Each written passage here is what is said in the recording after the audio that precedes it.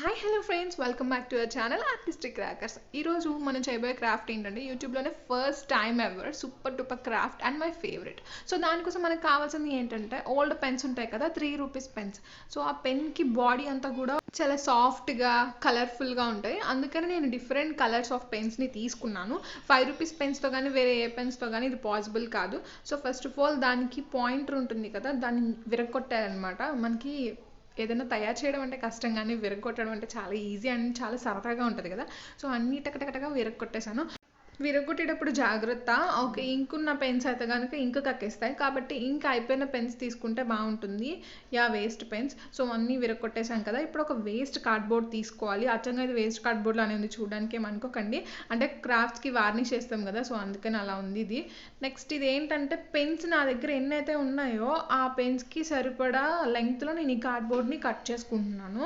So next ఈ cardboard మీద ఇప్పుడు మనం ఈ పెన్స్ అన్నిటినీ కూడా కొంచెం ఫస్ట్ ఆఫ్ ఆల్ జారిపోకుండా అటు ఇటు రోల్ అయిపోకుండా గ్లూ రాసి నేను వాటిని టెంపరీగా స్టిక్ చేస్తున్నాను.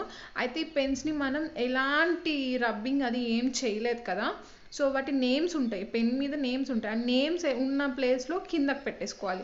అంటే నేమ్ వచ్చేసి కిందకి, కలర్ వచ్చేసి పైకి వచ్చేలా పెట్టుకోవాలి. అయితే అరేంజ్మెంట్లో మాత్రం ఒకసారి చూడండి, ఒక సైడ్ మనం ఒక పెన్ హెడ్ పెడితే ఇంకొక పెన్ ఎండింగ్ పెట్టాలి.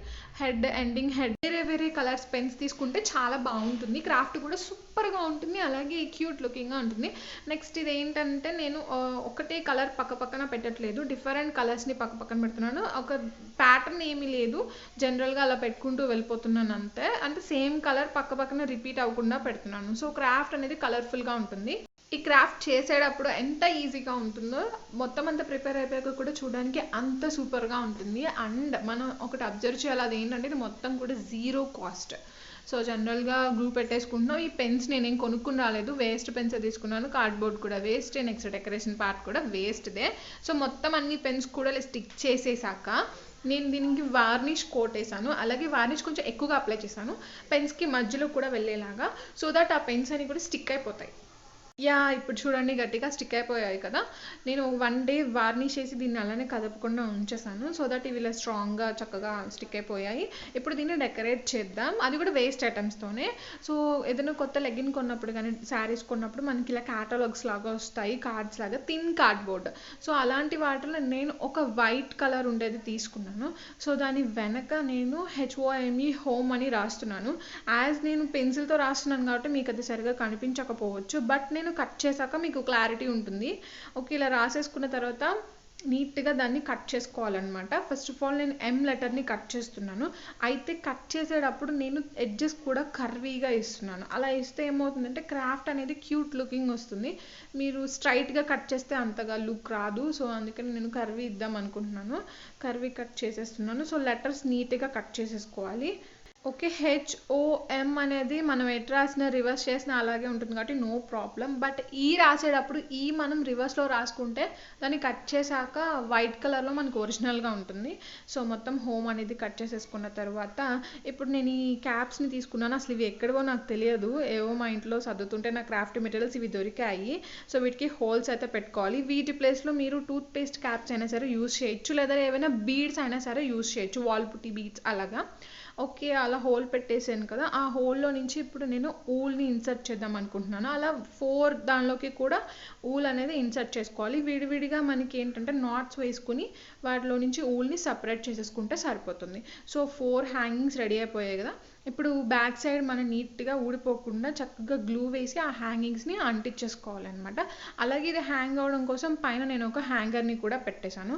సో స్ట్రాంగ్గా ఎప్పటికీ పర్మనెంట్గా ఊడిపోకుండా ఉండడం కోసం నేను పేపర్ని పెట్టేశాను. ఓకే, ఇప్పుడు ఫ్రంట్కి తిప్పేస్తే మనం ఆల్రెడీ ప్రిపేర్ చేసి పెట్టుకున్నాం కదా లెటర్స్, వాటికి గ్లూ రాసి అంటించేసేయచ్చు. నేను తమిళలో చూపించినట్టుగానే ఇక్కడ నేను ఎలాంటి పెయింట్స్ అసలు యూజే చేయలేదు. ఓకే, నెక్స్ట్ H తర్వాత OME అలానే పెట్టేశాం కదా. నాకు తెలిసి ఈ ఐడియా మీకు ఖచ్చితంగా నచ్చే ఉంటుంది, చూడడానికి కూడా ఇది సూపర్గా ఉందనుకుంటున్నారు కదా. బట్ నాకెందుకో ఎక్కడో కొంచెం ఇది డల్గా ఉన్నట్టు అనిపిస్తుంది. అందుకని నేను ఇందాక తీసుకున్న కార్డ్బోర్డ్నే మళ్ళీ తీసుకుని దాని మీద చిన్నగా 5 పెటల్స్ ఉండే ఫ్లవర్ని గీసుకుని కట్ చేశాను. అలా ఒక 8 ఫ్లవర్స్ ప్రిపేర్ చేశాక అక్కడక్కడ ఈ ఫ్లవర్స్ని పెడితే అప్పుడు ఈ క్రాఫ్ట్కి లుక్ వస్తుందేమో అనిపించింది. సో అలానే ట్రై చేసి పెట్టాను, నచ్చింది. అందుకని ఆ తర్వాత గ్లూ పెట్టి ఆ ఫ్లవర్స్ని కూడా అంటించేసాను. సో మన క్రాఫ్ట్ అయితే ప్రిపేర్ అయిపోయింది. నాకు తెలిసి మీకు కూడా నచ్చే ఉంటుంది, లైక్ చేసే ఉంటారు ఆల్రెడీ. యా, నాకైతే పిచ్చిగా నచ్చేసింది. 0 కాస్ట్తో ఇంత సూపర్ వాల్ హ్యాంగింగ్ క్రాఫ్ట్ యూట్యూబ్లోనే ఫస్ట్ టైం, అది కూడా పెన్స్ని యూస్ చేసి, అంటే వేస్ట్ పెన్స్ని యూస్ చేసి. నాకు తెలిసి ఇదే ఫస్ట్ టైం అనుకుంటున్నాను యూట్యూబ్లో. నాకైతే ఈ థాట్ వచ్చింది, వెంటనే అప్పటికప్పుడు వీడియో షేర్ చేయాలనిపించింది, అంత బాగా నచ్చింది. ఐ థింక్ మీకు కూడా నచ్చే ఉంటుంది. మీకు ఎలా అనిపించిందో నాకు చెప్పాలనుకుంటే కమెంట్ చేయండి. అలాగే మీ క్రియేటివ్ ఫ్రెండ్స్తో కూడా మన వీడియోని షేర్ చేసుకుంటూ ఉండండి. మన ఛానల్ని సబ్స్క్రైబ్ చేసుకోవడం మాత్రం అస్సలు మర్చిపోద్దు. ఇంకో మంచి వీడియోతో మళ్ళీ మీ ముందుకు వస్తాను. Thanks for watching, bye.